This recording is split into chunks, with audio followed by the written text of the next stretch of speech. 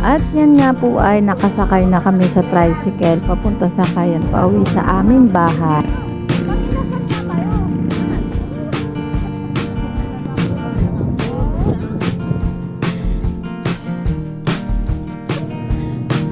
Deserve mo yan. At isang linggo kang galit.